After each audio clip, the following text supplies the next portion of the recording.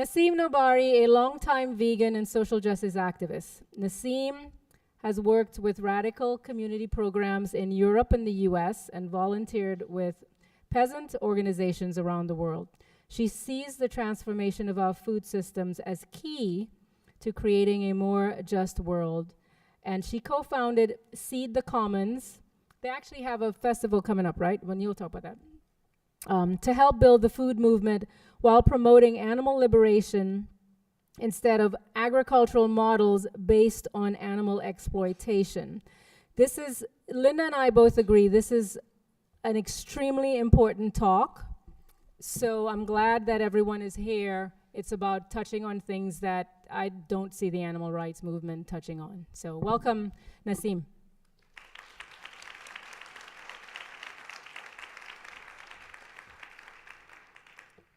Thank you so much, and thank you to Liz and Linda for organizing this amazing event. I was at talks this morning, and they were just fantastic.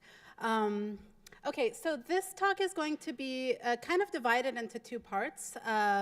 It's sort of divided first into the social justice part and then the animal liberation part. So I'm going to start with just speaking, putting out some terms: food justice, food sovereignty.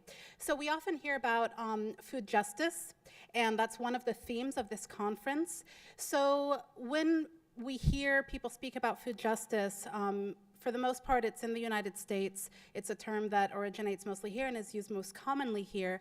And so when we hear people speak about food justice, most of the time what they're speaking about is issues that affect consumers or eaters who are disadvantaged in our food systems. Sometimes when they speak about food justice, they're speaking about farm workers or sometimes some other workers. But when I look at food systems, I think the problem is much bigger than that. Our current food system harms people all along the food chain: farmers, workers, eaters, and the workers include farm workers, slaughterhouse workers, but also truck drivers, retail workers. So when we start looking at the system as a whole, we see that the problems and injustices facing all of these different groups of people are interlinked and stem from the same causes.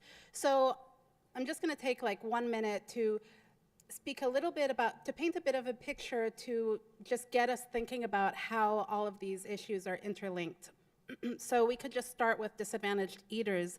And, a lot of people are familiar with areas where there's not a lot of accessibility of healthy produce, but there is a high density of calories, unhealthy foods. So we hear about food deserts, food swamps, but in the past it used to be that those things didn't really exist. People would just go to maybe a local market and buy fruit or vegetables that might have been grown nearby, or maybe have a tree themselves. So now we have this high abundance of corn syrup that is one of the problems affecting eaters who, for the most part, are disadvantaged in our food system. High abundance of corn syrup is linked, on the farmer side of things, to corn subsidies, where it is very cheap to make to grow large amounts of corn that are subsidized by the government. And so the producers of this type of corn and the companies that buy this and use this grow, through their profits, grow politically, economically, and have the power to nudge out small farmers, right? So maybe small farmers who also grow corn, but of an organic type. So these farmers then can't compete with prices, don't have retail outlets to sell local products to, and so in the same process, these people might end up leaving their land. Sorry, I'm just having a bit of a technical problem here.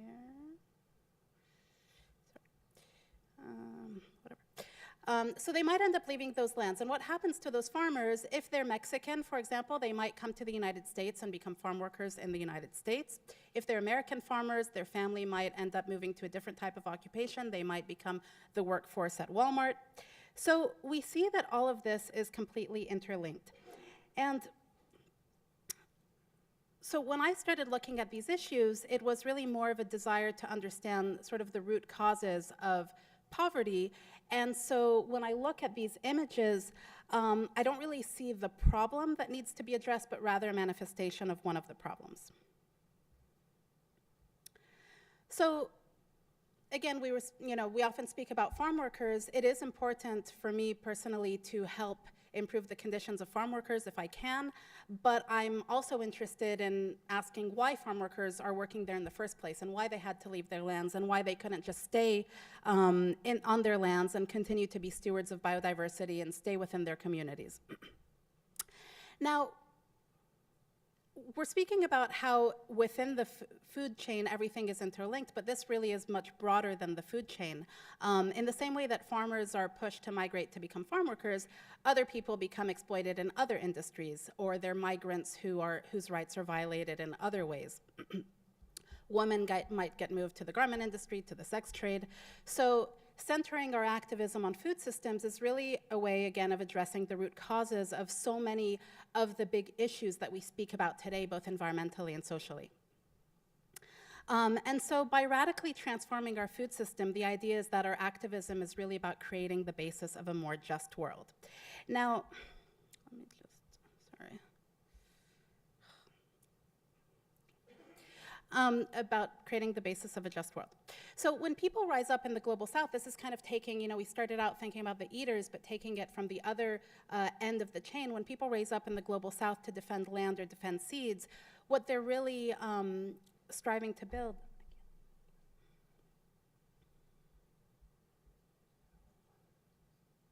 What they're really striving to build is the basis of that more autonomous, healthy, just world.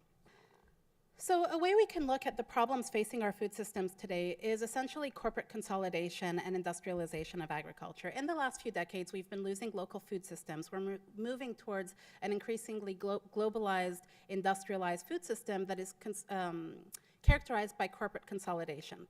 So in this corporate consolidation, every part is sort of integrated into the whole. And our project is to help social movements that wrest our food systems from corporate control. But let's not only think of this in terms of what we're seeing there. It's not only a question of smaller brands that have better labor practices, for example, getting bought up by bigger brands. Rather, it's that this corporate consolidation touches upon all parts of our food system, even those that were not previously branded or owned or commodified, such as seeds. So, one of the main drivers, I would say, today of what we can really call colonization, in my opinion, is this corporate control of food systems. It's not just that that process harms farmers and eaters, et cetera, but it's rather through companies going in and monopolizing seeds and pushing out farmers from their lands that whole societies are essentially colonized. It's a modern-day version of colonization. So looking at it in that way, it becomes really necessary to transform our food systems.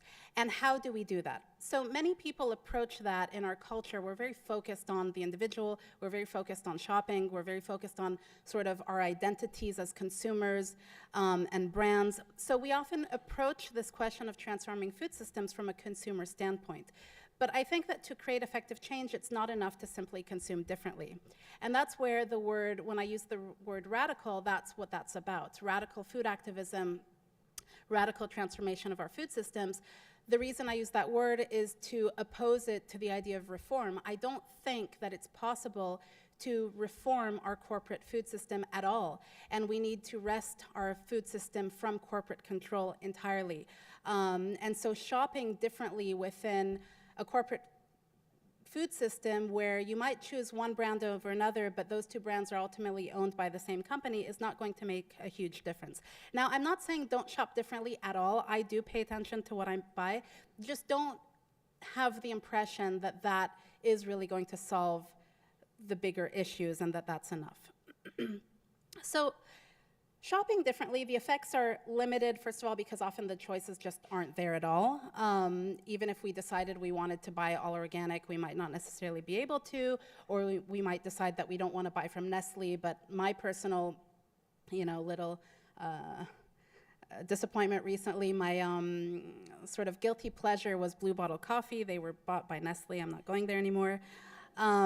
So the other reason that I think that it's really not effective to think in terms of consumption is that it defangs social movements. Essentially, the energy that we could be putting in other types of activism, we channel it into consumerism. And companies really encourage us to do that because it's to their benefit. And then the other thing is that not only does it channel our energy into something else that is less effective, but also I think that the focus on consumers often sort of makes us forget what the issue was about in the first place. And so I'm going to talk about that with two examples. The first example is organic. So does everybody know who that person is? So that's Cesar Chavez. He was a farm worker organizer. So today, I think that when we think about organic, and if we were just to sort of imagine, like, why do people buy organic at all, the image that comes to mind mostly is that people buy organic because they don't want to ingest toxic pesticides. And there's nothing wrong with that. I think that's a great reason to buy organic.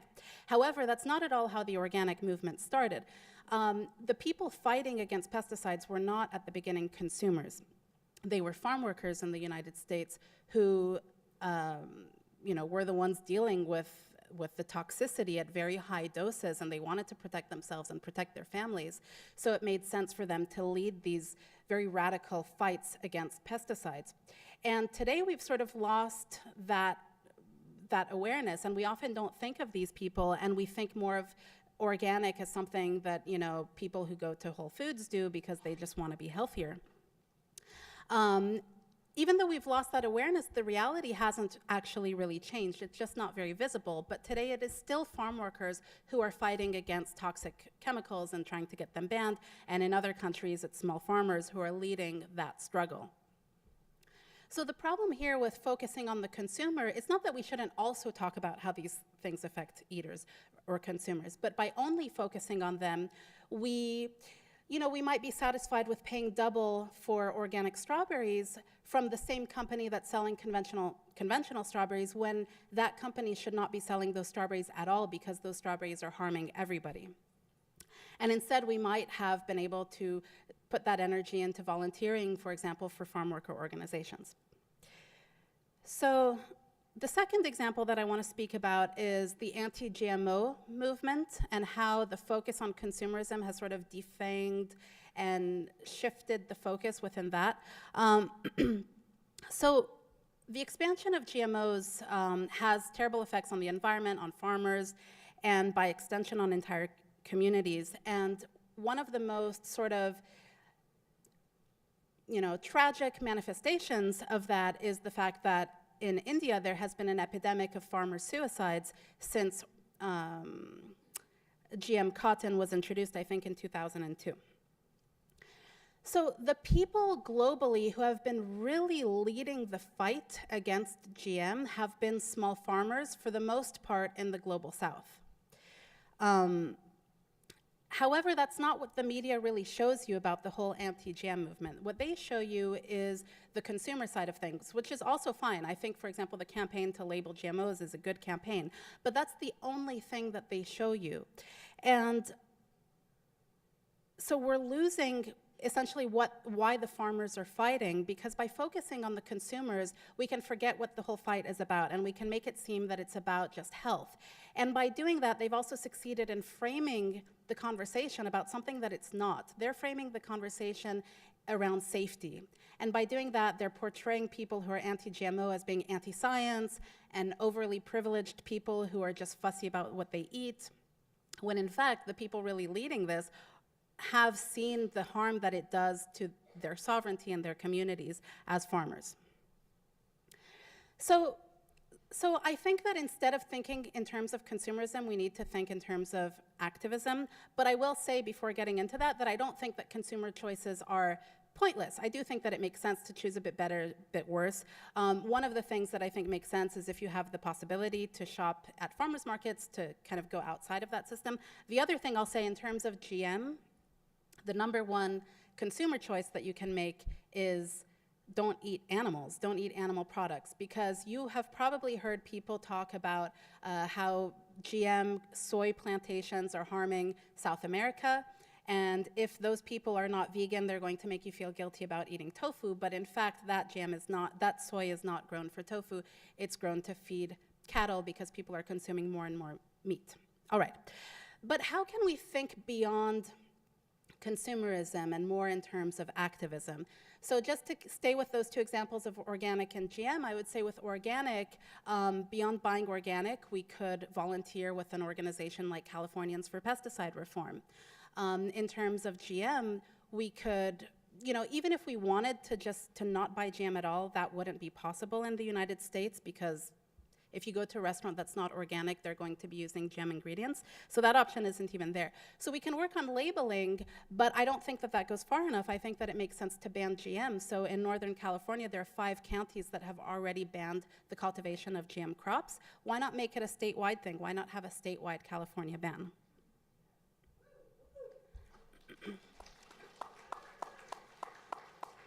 So another thing you can do to to reclaim our food systems from corporate power is grow your own food. Get involved in community gardens, or even better, organize to start a new community garden in your city. So we really, as See the Commons, we focus a lot on this. We have gardening workshops, and we talk about sort of reclaiming land. But this is also where we start having a problem as vegans, because there's a lot of very powerful activism happening around all of these issues, and especially around urban farms, at least in the Bay Area. But the people driving this movement really tend to default to a vision of sustainability and proper food that includes animal agriculture. People are very sort of enthusiastic about, if it's more of an urban project, they might be very enthusiastic about backyard chickens. If the project is more rural, there's this whole popularity of grass-fed beef. So we think these things are really important, but at the same time, it can be very difficult to get involved. So I'm going to speak a bit later about how we can start projects like this, or the fact that we should as vegans. And I just want to say, like, community gardens, I think they're very popular these days. They're kind of hip, and it's easy to see what the benefits are: better access to healthy foods, creating community spaces, inviting pollinators into the city. So all of these things are a bit self-evident, and everybody loves a nice garden in a city. But for us, really the more indirect long-term effects are actually the more interesting ones. So I think that if you grow a few tomatoes in San Francisco and Los Angeles, that's great to be able to supplement your diet with that, but ultimately it doesn't do much in the broader picture, of the grain that's being grown, et cetera, immediately. But it can do a lot to address that, in the sense that these can be spaces to build political awareness and to really create momentum to do more, to reclaim more land, to do more to reclaim our food systems. So that's why I think these projects are so important, because we can start with 1 acre and then we can get 10 acres and perhaps more. The second reason I think these projects are very important and very popular is because they also demonstrate a different way of growing food. And so industrial agriculture really promotes itself as the only way to feed the world, and we can demonstrate something else. And so it's very powerful in that sense as well. Now, a main message from grassroots food movements is that we need to move away from industrial agriculture, have food systems based on agroecology. Now, agroecology is something that is really born of social movements, and you can find many definitions of it. Here is one definition. Now, I first read about agroecology 20 years ago, and I've been a vegan for longer than that. So all of this time I've been a vegan, and I knew that people who promote and who practice agroecology, for the most part, are not vegan. They have animals in their systems, but that didn't seem like a problem to me, because you could very well apply these same principles in plant-based systems. And so this definition comes from a website of a vegan permaculturist and agroecologist. And when you read this definition, you see that there's nothing here that is in conflict with veganism. You can apply these ideas to plant-based systems. However, more and more, I see definitions of agroecology that look more like this one, where livestock is in the definition itself. And so there's really, as the food movement gains in popularity, at the same time, animal agriculture is being legitimized, because they include animals as their sort of default. When they speak about local sustainable food systems, the image that we have of what that would look like is one that includes goats and cows and chickens. And so I'm sure most of us here in this room, that's probably why we're here, we want to help create non-industrial, local, organic, sustainable food systems. However, for most people, that is conflated with small-scale animal agriculture. Now, if you were to decide tomorrow, I'm going to go, do what she's talking about, I'm going to take a permaculture class, or you start getting involved in any other way, anywhere you look, an article, a website, a flyer for a class, you're going to be presented with the imagery of farm animals as sort of the representation of sustainability. And as the food movement has grown, this imagery has gained a whole new appeal, a whole new legitimacy. And this representation of the cow, the chickens, it's all very lovely and pastoral, this representation is ubiquitous when people are talking about local sustainable food systems. So this representation, in my opinion, it comes from Eurocentrism, but it's also entrenching it by being so ubiquitous. And it's really driving the notion that the only way to do sustainable is to include farm animals and their byproducts in our farming. So when we started talking about veganics, often the reaction was, that doesn't exist, that's not a thing, you can't possibly do that. The only alternative is fossil fuels. So this false dichotomy has been created where if you're talking about removing animals from your diet or from your agriculture, it's as if you were saying we should have a food system based on fossil fuels and where Monsanto is running it. So, and of course that's not the case, but that has been kind of this false dichotomy that's been created. Now, before I speak to that, I want to say that this is not, even though we're talking about agriculture and veganic versus organic, this is really not an issue that should only concern people who have affinity with those specific topics. It should concern all vegans, because even people who are not really involved as activists in this movement, even as consumers, this whole imagery is giving them free license to buy fancy cheese and buy grass-fed beef, and so it's something that we all need to be addressing. All right, so why do I say that this imagery stems from Eurocentrism?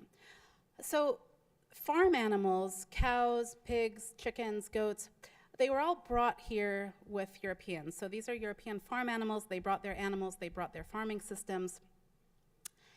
And they didn't just bring the farm animals in the same way that everybody who colonizes a land brings their culture. It wasn't just another facet of their culture. Rather, ranching was central to settler colonialism, and the advancement of ranching through the American West was a main driver and mechanism of colonization, and it was the foundation on which this new society was being created. So that legacy has shaped us culturally, which is why we have this imagery, but it has also shaped us ecologically. And so I think it's kind of important to keep that in mind to understand what's going on with our ecosystems today and to sort of see through, I guess, the nonsense that comes from, the idea of grass-fed beef and those sorts of things. So I'll let you, read this quote from this book, Ecological Imperialism.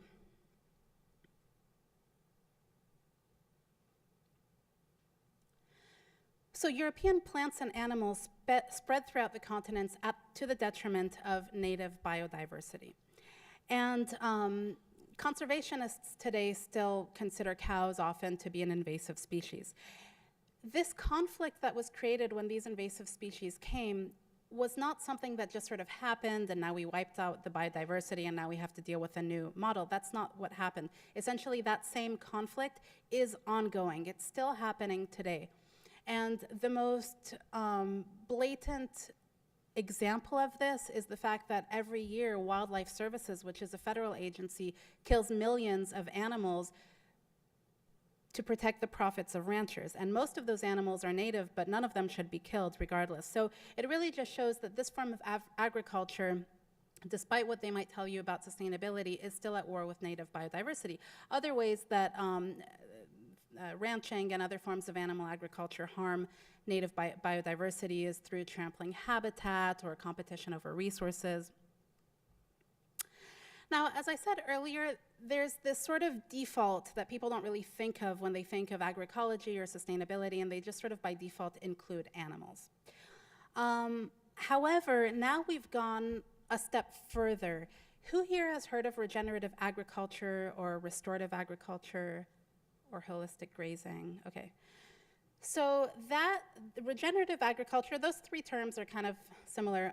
Regenerative agriculture is all the rage now. That is the thing, like in the food movement, in the environmental movement, that is what people are really pushing.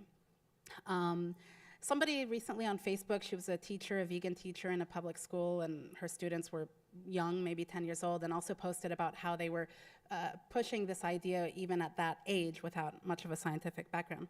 So today, regenerative agriculture is all the rage, and the idea is that, of course, overgrazing is bad, but we need a type of holistic grazing where cattle will mimic the natural functions that herbivores, played earlier, for example, with the bison.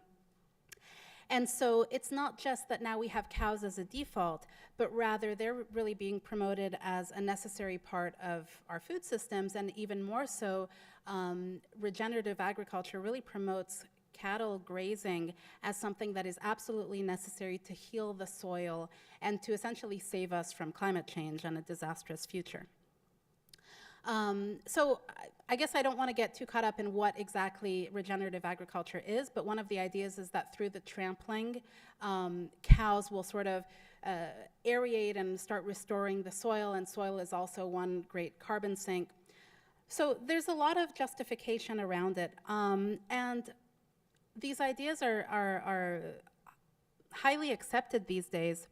But when you start listening to what the farmers who promote this are saying, it really echoes the same ideas, the ideology of manifest destiny. It's sort of the same idea all over again. So manifest destiny was an ideology or a belief system that I think can be qualified as white supremacist, where the idea was that settlers in the 19th century were entitled to colonize the United States, to move west, to colonize the Americas, but not only that they were entitled to do so, but rather that it was their duty to do so, and it was their destiny, and it was the destiny of the land itself. And so by moving west, and by turning the West, not only moving west, but explicitly turning the West into a European agrarian land, that they were bringing that land to its full potential. And so when I started paying attention to the rhetoric around regenerative agriculture, it's really the same rhetoric, because there's very much this idea that we need to go everywhere and save the soil with the cattle everywhere. And a lot of these ideas are sort of repackaged in this ecological way, but they're not all that different from before. Now, one of the justifications of regenerative agriculture is that, supposedly the bison have disappeared, and they fulfilled a necessary ecological function through this trampling. And because they've disappeared, our next best bet is to have cows. And that's what we have to do with, because, well, colonization happened. However, as I've been hearing this, I've been seeing these headlines, and so the bison have not disappeared at all. And just as I mentioned earlier that Wildlife Services kills, mostly predators, the ranching industry is really pushing for the killing of bison as well. And so we're not being told we like to graze cattle because we want to sell them. We're supposed to believe that people are grazing cattle to save the soil because no other animals could fulfill those functions, while they're killing the bison. And so they speak of the bison as if they were non-existent. And the other thing is that when you promote veganics, there's this sort of pushback where people say, well, we can't have healthy ecosystems without animals. We need to reintroduce animals in a balanced, holistic way into our ecosystems. But they say that while killing the animals that are already present in our ecosystems. Now, if you look at these headlines and just listen to what I'm saying around bison specifically, does that remind you of anything? Yeah, I mean, the way that Native American animals are spoken about as if they had already disappeared and they're no longer there, and so we can just sort of go in and kill them, and nobody's paying attention to the fact that people are paying attention, but not enough to the fact that they're being killed. is really the same as how people speak of Native Americans often. They use the past tense and say, oh, the Mayans did this and did that, using the past tense, glorifying them, while at the same time they're being pushed from their lands or killed as land defenders. So we have that same sort of process there. Now, so as I said, moving west and colonizing the West with ranching was a big part of how this land got settled. And we have this cultural legacy that's been carried down, but it wasn't just something that stopped and now we just have the legacy. This sort of movement has been ongoing. So in the Bay Area, we have this big foodie movement. People are really into the artisanal cheeses and all of that. And there are several milk companies that are very popular. There are organic companies that source from small family farms, and they really market themselves with this sort of idyllic pastoral imagery. And people buy that because, again, they've been conditioned to think that that's what sustainability looks like. So it's a very easy image to buy. And so Strauss is one of these companies. They source from North Bay, so that's the type of imagery that you can see. Now, in North Bay, again, I just want to highlight that this is an ongoing sort of movement of the Eurocentrism in how farming is happening, even small-scale traditional. This is one of the family farms in North Bay. And you always see these same stories. It's always kind of the same, the journey started back in 1904, so 20th century when our great-grandfather left northern Italy. This is another dairy in North Bay. The best cheese in America has Swiss roots, so I watched that video, and it's all about how they travel back and forth to Switzerland to learn to make cheese from their family. And so in the food movement in the Bay Area, that's really what you should be serving. There's an international environmental conference. That's a great conference, actually. But one of their sponsors is Strauss, and that's the sort of environment where serving Strauss milk in your coffee is seen as really the enlightened thing to do, but soy milk wouldn't be. So that's not only on the consumer side of things, it's also on the activist side of things. So this is an event coming up this week in Richmond. Richmond in the Bay Area is a city where there's a lot of progressive activism happening. And again, we have this imagery of the wheat, the chicken, the beehive. There's only one Skillshare, and the Skillshare happens to be beekeeping. Why? Why couldn't it be something else? Now, I often speak about Eurocentrism and ranching, but I think that honeybees are actually just as interesting, because in the past few years we've been hearing a lot about how honeybees are how bees are disappearing, and then they speak only about honeybees. But again, honeybees are European, and in California we have, I think, 1,600 native bee species. In San Francisco, there was even a study showing that native bee species do the job perfectly fine of pollinating the city's plants, so we don't need to bring in any honeybee. But nonetheless, in a place like the Bay Area, urban farms are obsessed with beekeeping. Everybody's into beekeeping. So what's interesting is that these are the spaces where often people are also talking about decolonization. And so that's an interesting thing. They're not just saying we just like honey, deal with it. They want to set up native gardens, but they'll have chickens and they'll have beekeeping and they'll do Skillshares about beekeeping. And I think that the bee situation kind of points a bit to what this is about. So even though I speak about Eurocentrism, I don't think it's so much that that's what drives all of this. Rather, it's the desire to commodify and just how we enjoy commodifying and profiting off of animals. And we can do that with honeybees. We can't do that with native species because they don't have the same, what do you call them? They don't have those sorts of beehives. Honeybees, we can commodify them, and then it's the Eurocentrism that sort of allows this to make intuitive sense for us.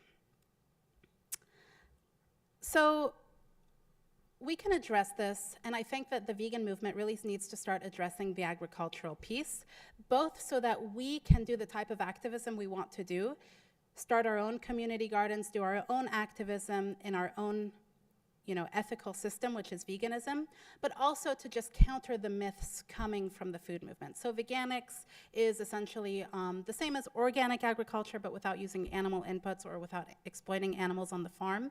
Many people come to veganics mostly because they're vegan, but also for environmental reasons or just to do more with the space they have, grow more food with the amount of space they have. And we often think about these different types of farming as sort of mutually exclusive and veganic being a different thing, but that's not the case. We can take on these ideas that the food movement has been putting out and work with them in a vegan framework. And so one of the kind of myths that you hear is that there's no animals in an ecosystem because of industrial agriculture, and so we need to bring the cows in. But the other thing that vegans hear is that they're trying to set up some sort of unnatural system without animals, right? And that's not the case. There's no veganic farmer, there's no veganic gardener who's going to tell you that they want to set up systems without animals. They want to set up systems with more animals. And they can do that because they're not commodifying one or two species and then making the space unfriendly to so many other species.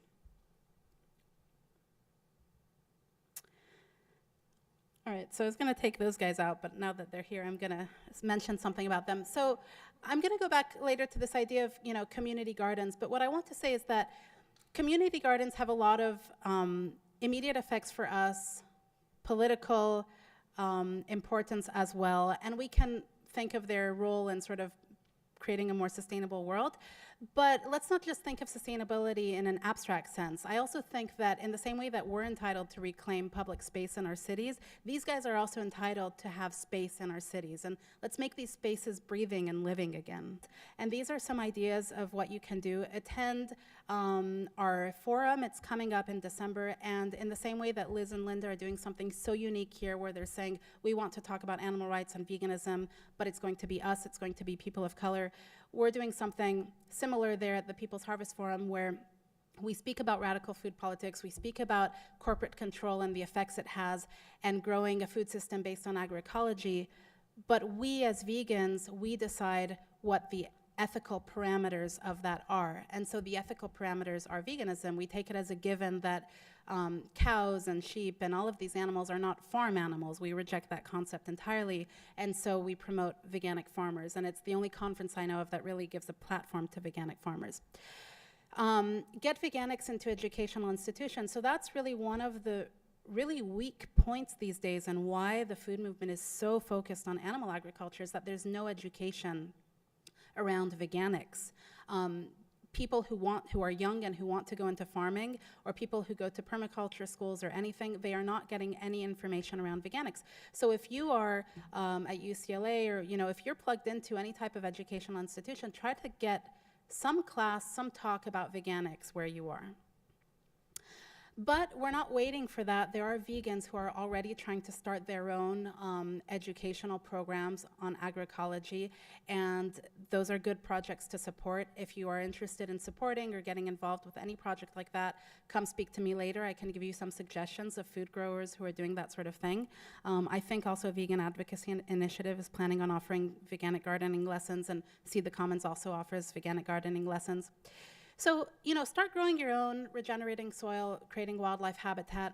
I kind of said it was difficult to get involved in the food movement, but I think that in urban spaces, we have much more potential and much more leeway than we would in a rural space, because a lot of the people who are doing this sort of activism, they don't come from 5 generations of ranchers. Some people are resistant to veganism, but other people are quite okay with it.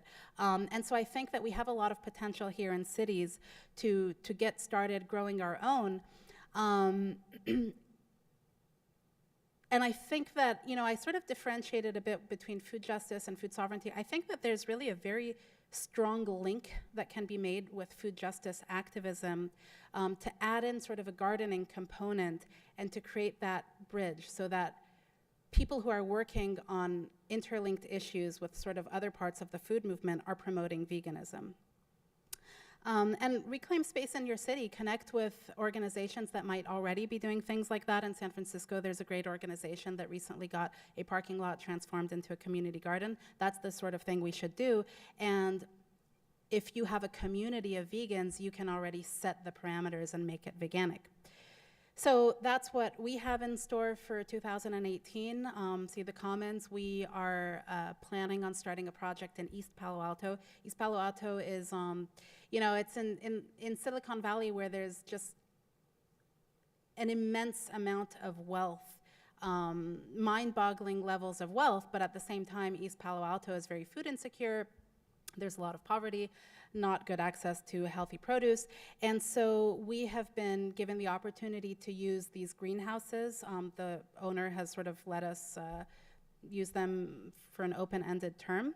And so our plan is to set up a project. We've already partnered with a local food justice organization in Palo Alto who has been doing community gardens, and so we would bring that same idea to a greenhouse model, and I think there's a lot of opportunity to be creative there. And we'll be doing food justice work, but because we're one of the partners, of course it's going to be veganic, and so we're starting by growing this sort of veganic world while doing the kind of political and social work that we want to do.